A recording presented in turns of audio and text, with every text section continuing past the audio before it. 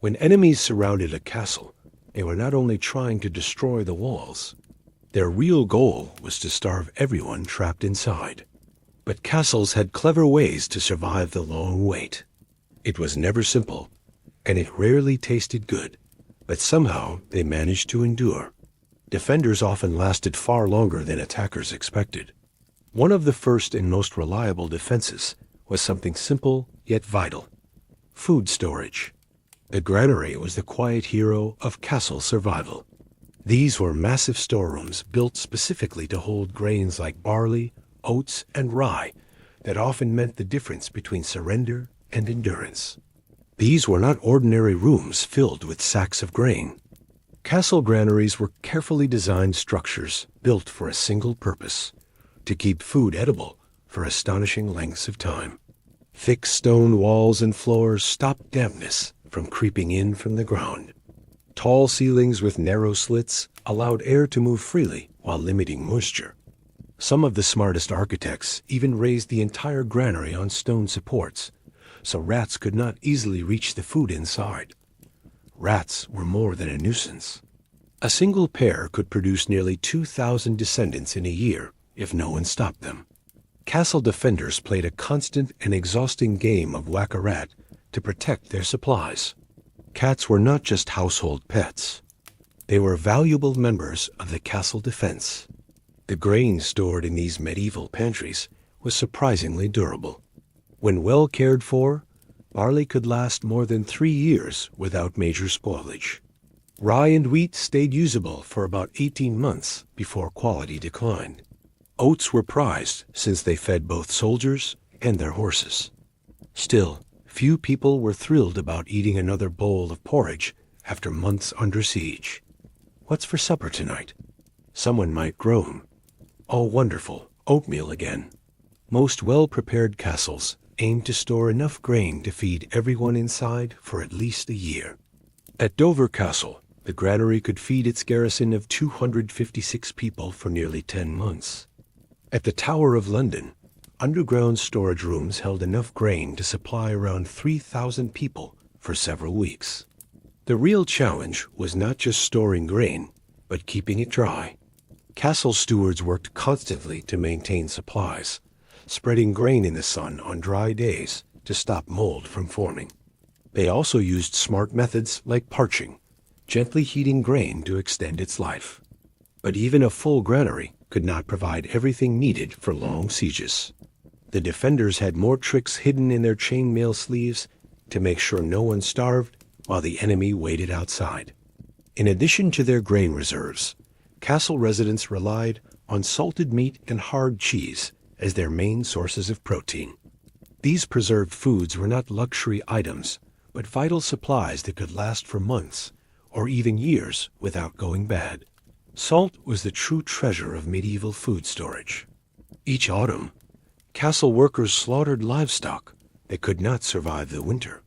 The meat was packed tightly into barrels filled with salt. Layer after layer, it was sealed away to keep hunger from claiming the castle before the enemy did. This was not the gentle sprinkle we toss over French fries today. The meat was completely buried in thick layers of salt crystals, which pulled out every trace of moisture and created a space where bacteria could not survive. Pork was the top choice for this preservation method. A single pig could yield around 40 pounds of salted meat, enough to feed a small household for several weeks during a siege. Beef was salted too, though less often, since cows were far more valuable alive for their milk. Fish caught from castle moats or nearby rivers were also treated with salt, adding some much-needed variety to the diet. The smell inside a castle's meat chamber was powerful enough to knock you backward.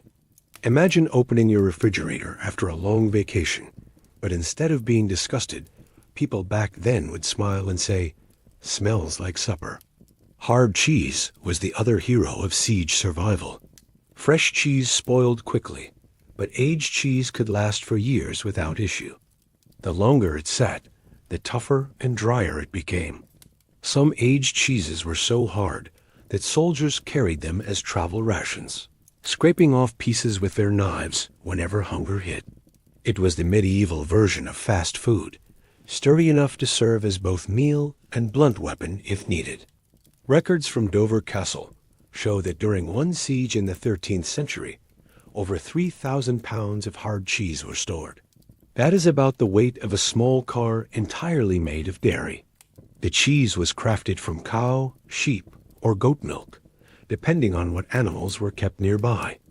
Between chewing salted meat that felt like leather and gnawing on rock-hard cheese, castle dwellers probably spent much of their time just trying to eat. It is no wonder that medieval portraits rarely show smiles. Their jaws were likely too sore from working through what amounted to edible stone and salt-cured hide. While these preserved foods supplied the protein needed to stay alive, castle defenders knew a healthy diet required more than meat and cheese. When the craving for something fresh became too strong to ignore, they turned to another lifeline hidden behind the walls of their stronghold. Kitchen gardens planted in sheltered courtyards and protected corners provided the secret supply of fresh produce.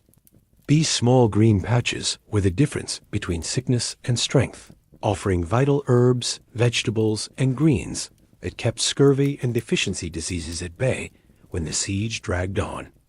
These were not wide-open fields, but small, efficient patches of cultivated land where every inch mattered. The typical castle garden focused on sturdy vegetables that could handle rough weather and survive with little attention. Onions and leeks were the stars of these small fortification gardens because they stored well and brought much needed flavor to the dull meals of grain and salted meat. Garlic played a double role, serving both as food and as a remedy for infections when proper doctors were nowhere to be found. Cabbage earned its place by being nearly indestructible. Cold, dryness, or even neglect could not easily kill these tough green plants. Many castle gardens also contained healing herbs. Mint soothed stomach troubles caused by the heavy and unbalanced siege diet.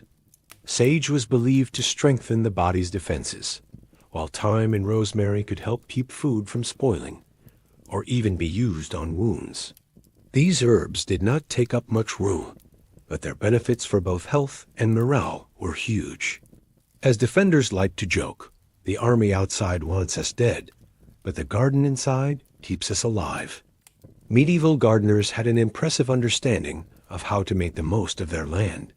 They often used raised beds to lengthen the growing season. Elevated soil warmed faster when spring arrived and drained better during rainy spells. Some castle gardens were placed beside south-facing stone walls that absorbed sunlight during the day and released gentle warmth at night, creating an early version of a greenhouse to protect delicate plants from frost. Limited space inspired creative designs.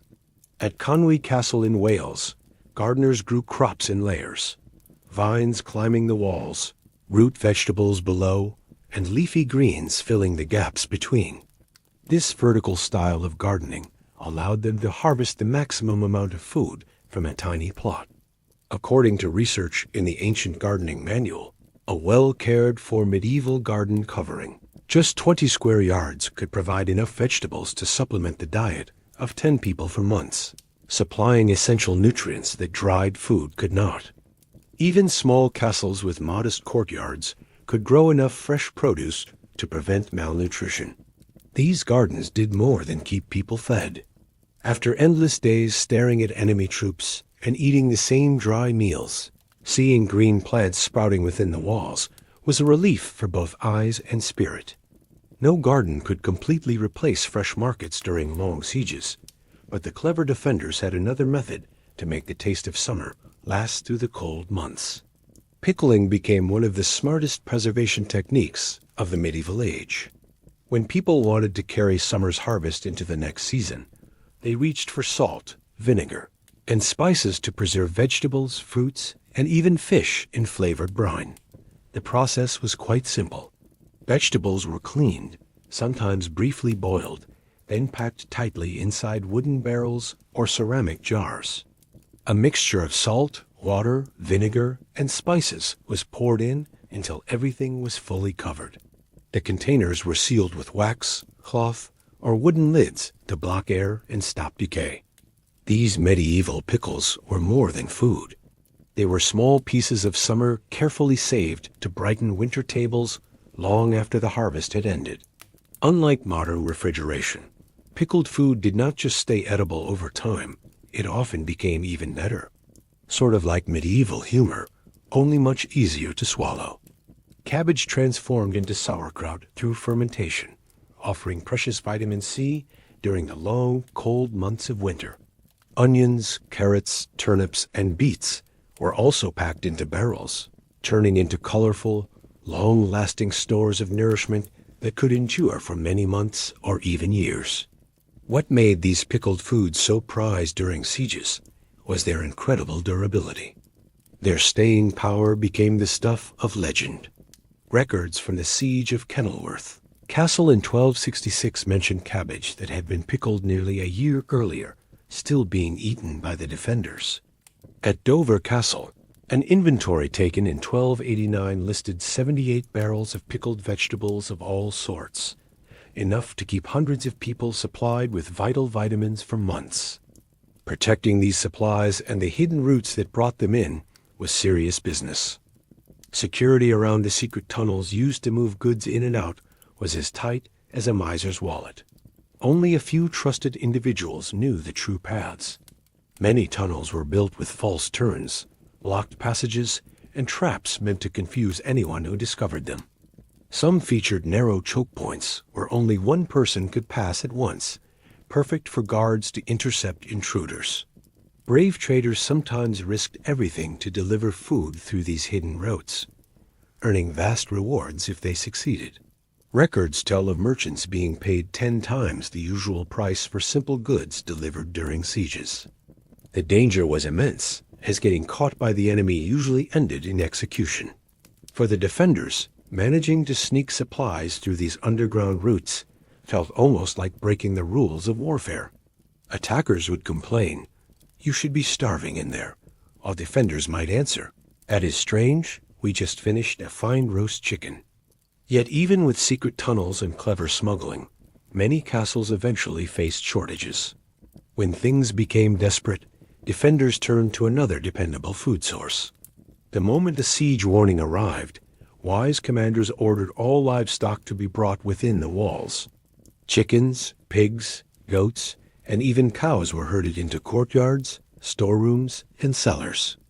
These animals were not pets, but walking and clucking food supplies that could provide fresh meat, milk, and eggs long after dried goods ran out. The inner courtyard of a castle quickly changed from a place of pride and ceremony into a chaotic barnyard full of noise and smells. Chickens might take over empty rooms. Pigs could be kept in rough pens in the lower parts of the fortress. Goats, famous for escaping, needed especially strong enclosures, often in unused dungeons or cellars where they could not climb out. Records from medieval sieges show remarkable numbers of animals being sheltered inside castle walls. During the siege of Bedford Castle in 1224, defenders gathered over 50 pigs, 100 chickens, and a dozen milk cows before the enemy surrounded them. At Kenilworth Castle's long siege of 1266, chroniclers wrote of constant barnyard noises echoing through the stone halls as hundreds of animals lived side by side with soldiers and servants.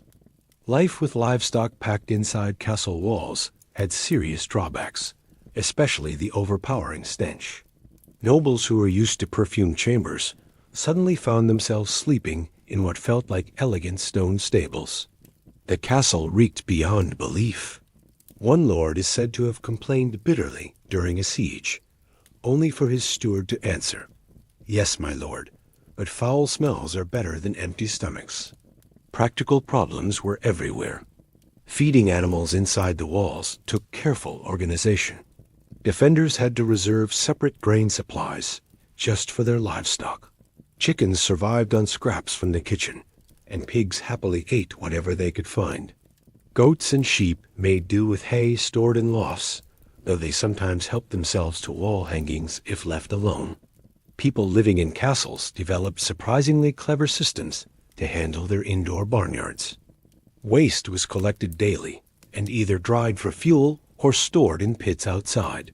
Some fortresses even had basic drainage features to manage the extra mess.